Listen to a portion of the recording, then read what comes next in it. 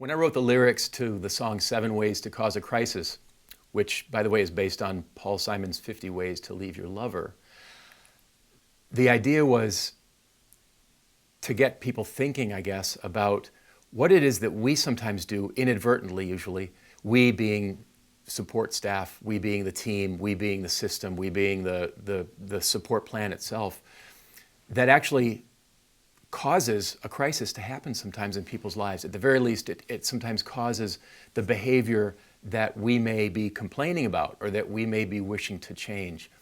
It isn't that anybody is setting out trying to do this. I think, though, that it has to do with we just fail sometimes to pay attention to some really fundamentally important things in people's lives.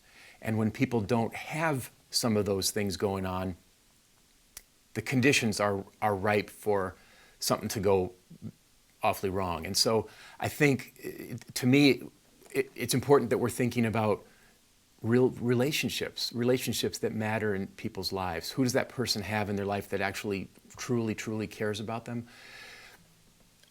Do people have a home that feels like a home? Do people go through life feeling generally pretty safe? Do people have plans or a planning process that really is truly person-centered? Do people have others listening, really listening and respecting them? Do people have choice and control in their lives? I think if we're dropping the ball on any one or more of these, then it increases the chances that we're going to see behavior that we don't want to see and that we would want to change, which can sometimes spiral into a crisis. So 7 Ways to Cause a Crisis is not really a how-to about causing crisis. It's really a let's think about this stuff a little bit.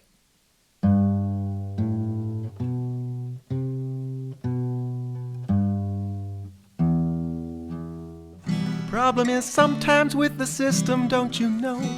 Forgetting basic person-centered thinking as we go. If we don't get it right, we can make a person blow. There must be 7 ways to cause a crisis. Control and power we neglect to recognize.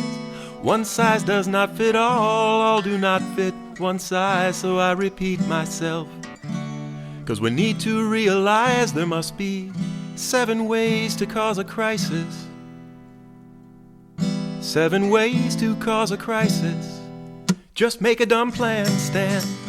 Put 'em in a slot, Dot. Make a bad match, Mitch. Now don't you forget. Listen less, Tess. Ignore her loneliness. Don't train your staff, Jeff, and see what you get. Sometimes we're placing folks where they do not feel free. Where they live or where they spend the day is not what it should be. Just look around, and maybe you'll agree there must be 7 ways to cause a crisis. Good relationships, they matter most of all. They get us through the hard times when we're up against the wall. Too often, the value that we place on these is small. There must be 7 ways to cause a crisis. 7 ways to cause a crisis. Make a bad match, Mitch. Take away control, Joel. Ignore her needs, Rashid. Now don't you forget. Make a dumb plan, Stan. Watch it all hit the fan. Don't listen to him, Jim, and see what you get. Just make a dumb plan, Stan. Put 'em in a slot, Dot. Make a bad match, Mitch. Now don't you forget. Listen less, Tess. Ignore her loneliness. Don't train your staff, Jeff, and see what you get.